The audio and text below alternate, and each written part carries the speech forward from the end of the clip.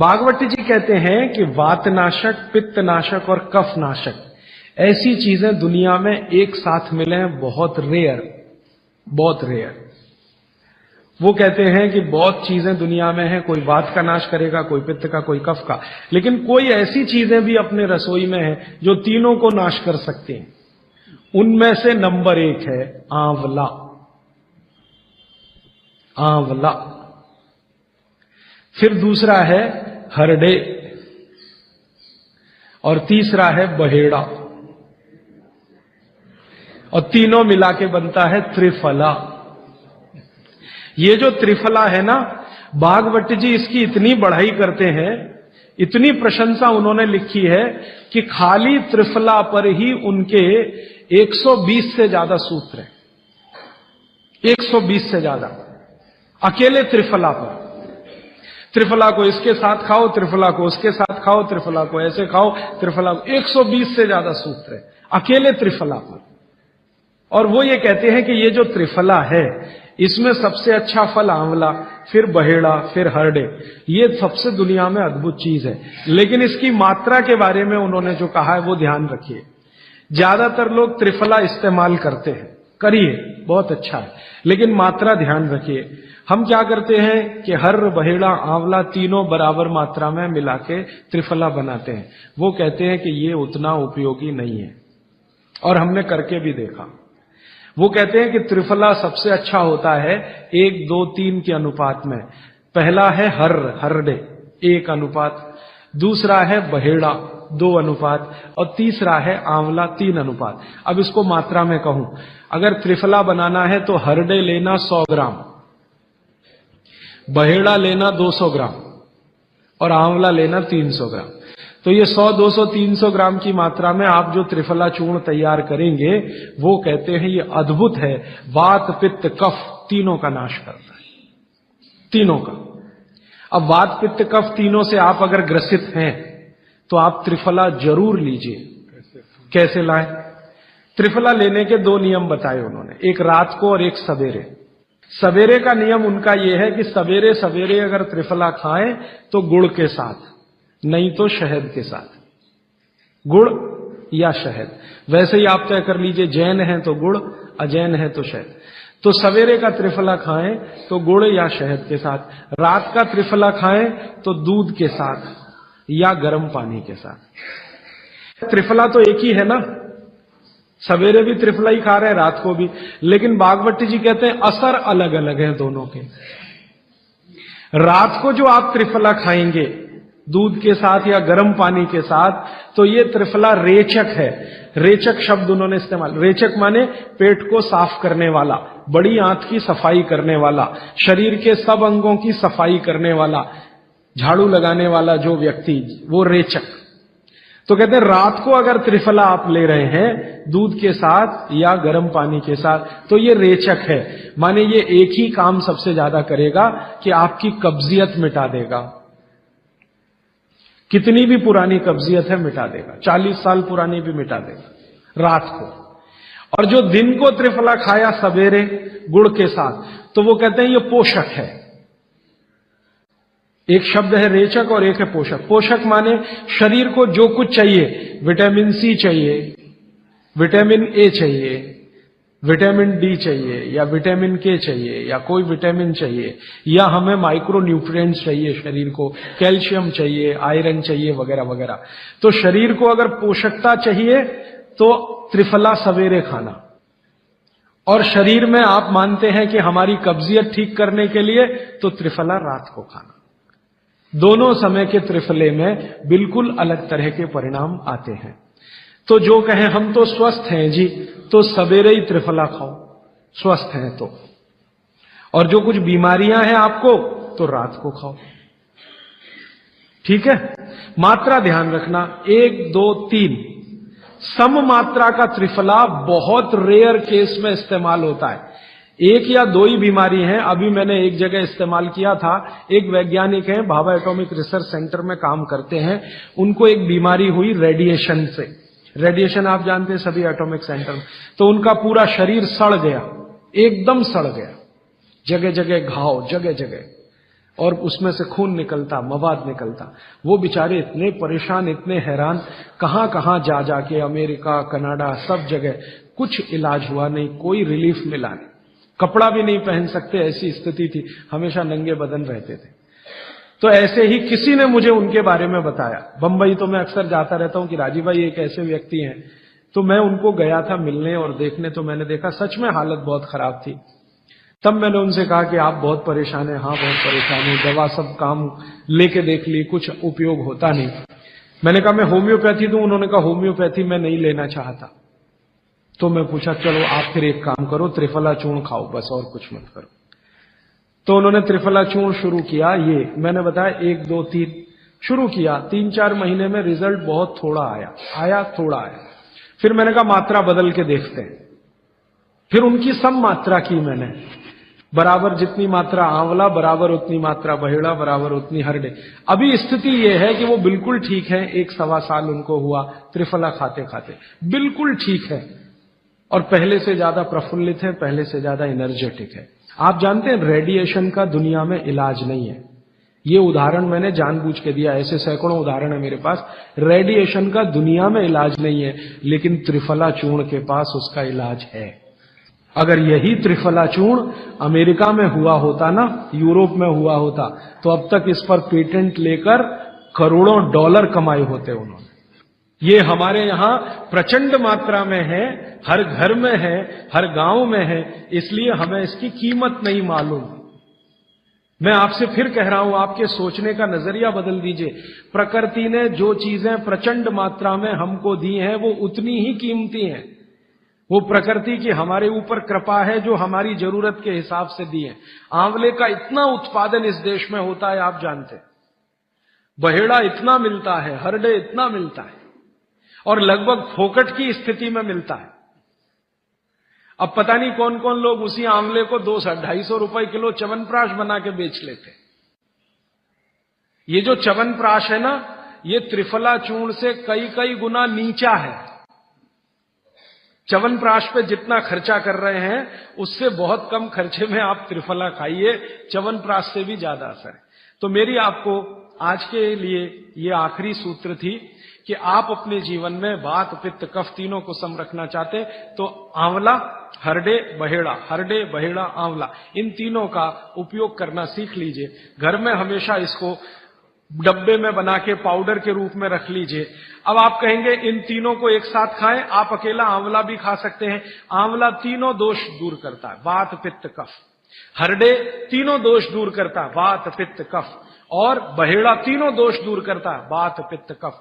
इसलिए भागवत जी कहते हैं सर्वोत्तम फल यही है, आंवला, हरडे, बहेड़ा। दूसरे फलों से कई गुने ज्यादा ताकतवर यही फल है, आंवला, हरडे, बहेड़ा।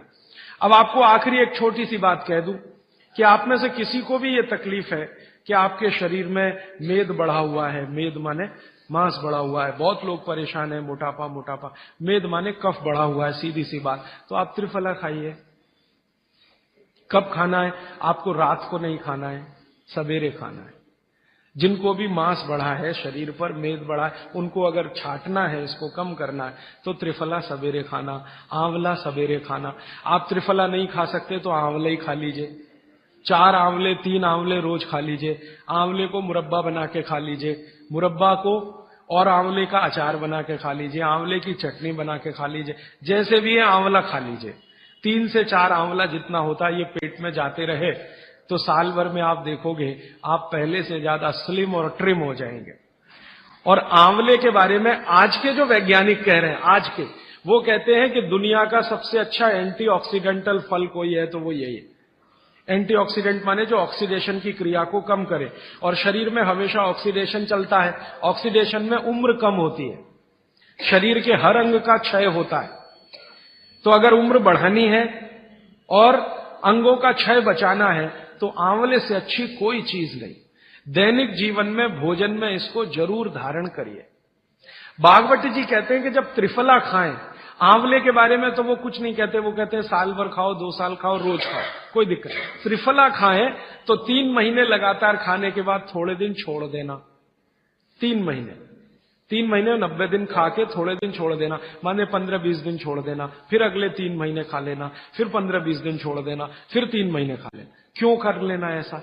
वो कहते हैं कि ये छोड़ना जरूरी है बीच में, नहीं तो शरीर को आदत लग जाती है, और वो आपने अगर छोड़ा नहीं तो आपको कुछ दुष्परिणाम भी दे सकता है। लगातार अगर त्रिफला खाया तो कई दिन ऐसा लगेगा कमजोरी आ गई, अगर बीच में छोड़ा नहीं तो। छोड़ के खाना। अब किसी व्यक्ति के लिए ये छोड़ने का समय है वो 3 महीने से थोड़ा पहले भी हो सकता है, ज्यादा भी हो सकता है, इसलिए मैंने बीच का बताया, 3-3 महीने करके छोड़ छोड़ के खाना। अब आज के लिए सूत्र इतना ही, आगे प्रश्न। जी, मात्रा कितनी?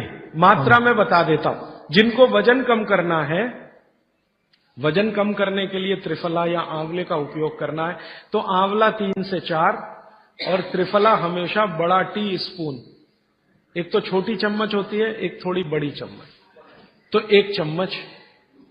हाँ, गुड़ के साथ सुबह, नहीं तो शहद के साथ। और जिनको रेचक के रूप में उपयोग करना, पेट साफ करने के लिए, आंतों की सफाई करने के लिए, वो रात को खाएं। रात को भी आंवला लगभग 1 चम्मच, लेकिन छोटी चम्मच। कैसे खाना है? गुड़ के साथ कैसे मिलाएं? आंवले का चूर्ण आपके पास है, थोड़ा गुड़ ले लो, चूर्ण और गुड़ को ऐसे हाथ से मसल दो, वो लड्डू जैसा हो जाएगा, गुड़ उसको अपने में समा लेगा, फिर गुड़ खा लो। पीछे से थोड़ा दूध पी लो। मैंने आपको कहा था कि भागवत जी कहते हैं कि दूध एक ही चीज के साथ पिया जा सकता है, वो है आंवला। क्या कहते हैं बहेड़ा वो? तानी।